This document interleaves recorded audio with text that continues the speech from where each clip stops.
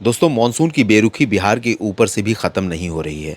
लगातार यहाँ पर बादल तो आ रहे हैं, नमी वाली हवाएं भी बंगाल की खाड़ी की दिशा से इस तरह से लगातार चल रही हैं पूरब से। ऐसा नहीं है मानसूनी हवा नहीं चल रही है, लेकिन यहाँ पर या तो बादल बन नहीं पा रहे हैं और बन रहे हैं तो उनका प्रभाव बारिश के रूप में दिखाई नहीं पड़ रहा है।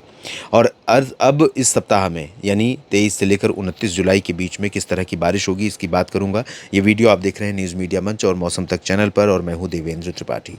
दोस्तों, अनुमान ये है, मॉडल के हिसाब से अगर हम देखें तो सिर्फ़ और सिर्फ़ कुछ दक्षिणी क्षेत्रों में सप्ताह भर में बारिश की संभावना रहेगी।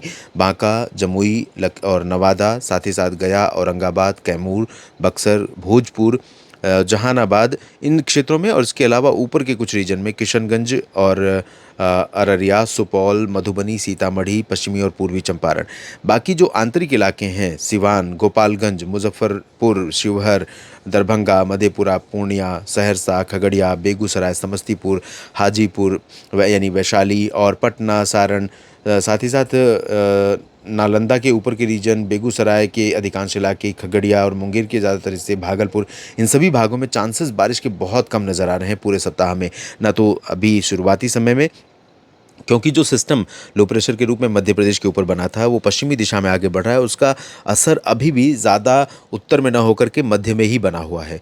और उत्तर में भी उम्मीद थी कि पश्चिमी यूपी, बिहार, हरियाणा, पंजाब, इन रीजन्स में बारिश बढ़ेगी, साउथ यूपी में बारिश बढ़ेगी, तो उस दौरान नमी का प्रवाह थोड़ा सा बिहार के ऊपर भी दक्षिणी भागों में बढ़ेगा इन रीजन्स में।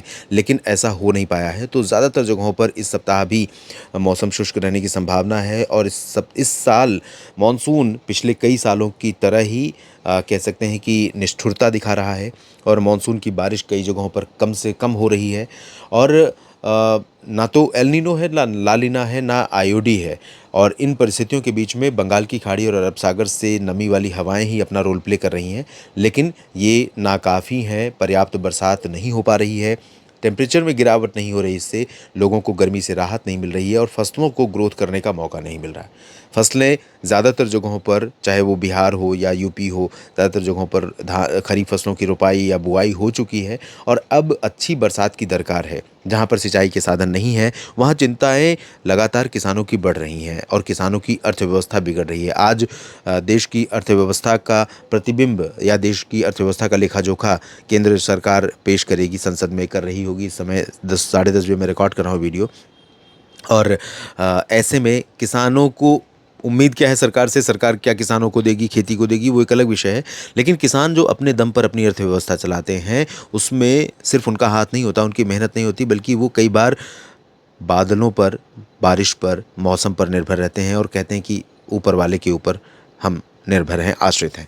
तो ऐसे में अगर ये ऊपर वाला बरसात कम देगा या असंतुलित बरसात देगा तो नुकसान होगा। उम्मीद कीजिए कि कुछ बादल, ये पूर्वानुमान गलत साबित हो और जो मैं बता रहा हूँ, और कम से कम बरसात हो, ताकि आपको यहाँ पर राहत मिले इन अधिकांश इलाकों में, ताकि उत्पादकता अच्छी हो और आपकी अर्थव्यवस्था भी संतुलित बनी रहे। ये वीडियो पूरा देखने के लिए आप सभी का शुक्रिया। ये वीडियो ठीक लगे तो वीडियो को लाइक और शेयर कीजिए, कमेंट बॉक्स में अपनी बात लिखिए, और चैनल को सब्सक्राइब नहीं किया तो ज़रूर कर लीजिए। धन्यवाद।